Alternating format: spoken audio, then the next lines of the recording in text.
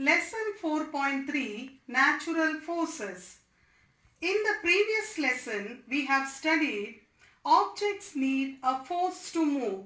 Pushing, pulling or twisting are the forces make the objects to move.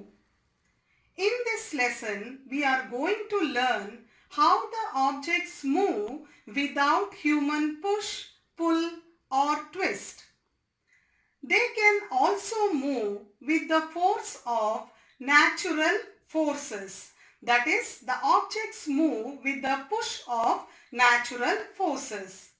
Wind and water are such natural forces.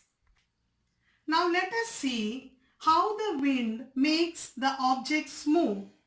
For example, I have some cotton balls here. Now I am going to blow air using this. Now let's see what happens as I blow air.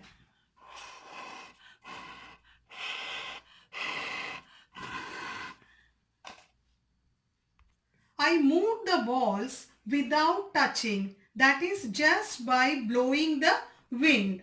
So from this we will come to know that objects also move with the force of the wind. Can we see air?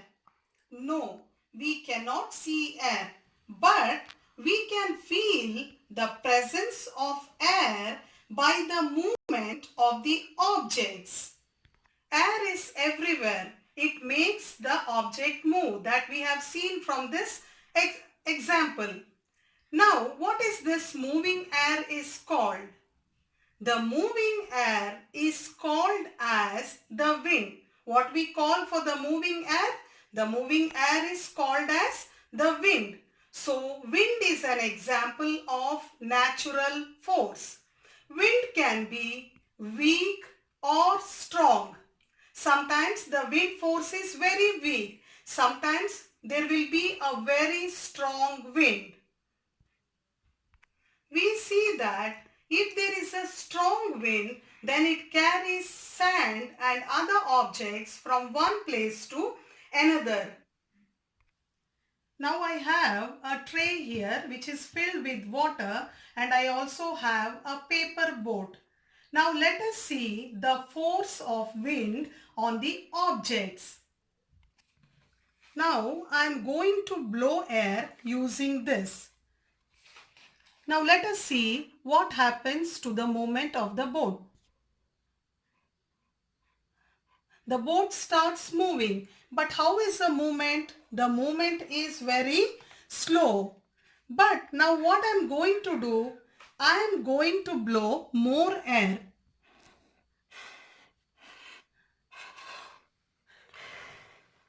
Now see the movement is very fast. From this we can say that if the power of the wind is weak, then the movement of the objects will be slow. Whereas if there is a strong wind, then the movement will be faster. That is, the speed of the object increases. Which needs the strongest pushing force? Is it the sailing ship, a boat or the sand yacht? Now out of these three, which needs strongest push? Is it sailing ship or the boat or this one, the sand yacht? The answer is it is the sailing ship. Why the sailing ship? Because the sailing ship is bigger. Since the ship is bigger, more wind force is needed to make it move. Why do these boats have sails? So that the wind can act on the sails and help the boat to move. Now the second one, what happens if the wind stops blowing? Now what happens if the wind stops blowing? Will there be any movement? No, there will not be any movement, because these things will not move as there is no force or no push. Okay, so there will not be any movement. Now, what would you make the pushing force stronger? the pushing force will be stronger when there is more wind, or if the sails are bigger, then also the pushing force will be stronger because the force of the wind acts on the larger area. People use wind force to do various useful works. With the help of windmill, people used to grind wheat into flour, that is to make wheat into powder. Now let us answer the following questions. What makes the windmill to turn? What makes the windmill to turn? It is nothing but the force of the wind, isn't it? The answer for the first question is the force of the wind. Now the next one. What would make the windmill to turn faster? The windmill turns faster if the speed of the wind is faster. Now let us see the next question. Why do you think the windmill is a very useful machine? Why the windmill is a very useful machine? Because it uses the natural force, isn't it? The wind force is used here and it saves the human effort. Now, let us see the next question. What do you think of? Is there any problem with the windmill? Now, can you think of the problem of the windmill? What is the problem? What is the disadvantage of windmill? The disadvantage is this windmill works only if there is wind. Otherwise, it will not work. So, that is the disadvantage. That means they need to rely only on wind. Similar to wind, water is also a natural force make the objects to move.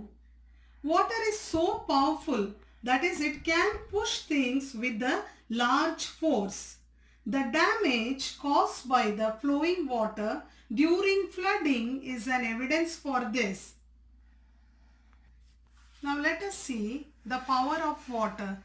Now I have again a paper board and a tray filled with water. Now I am going to create waves. Now in the first case I will create only a weak wave and let us see how is the movement. See here I am going to create the waves and there is a movement. But how is the movement? The movement is very slow. But now I am going to create more waves, that is the stronger waves. Now what happens? See, the movement is faster. So from this we can make out that when the force of water is less, then the movement of the boat will be slow. On the other hand, when the force of water is increased, when there is more force, there will be more push. So the movement of boat is also, the speed of the boat increased. So water is a natural force which pushed the object with the stronger force. Now let's summarize what we have learned in today's lesson. The objects can also move with the natural force. Wind and flowing water are the natural forces, are the examples of natural forces that push the objects. Moving air is called as wind. Wind and water force is used by the people to do various work. Stronger the force, more is the push. Thank you.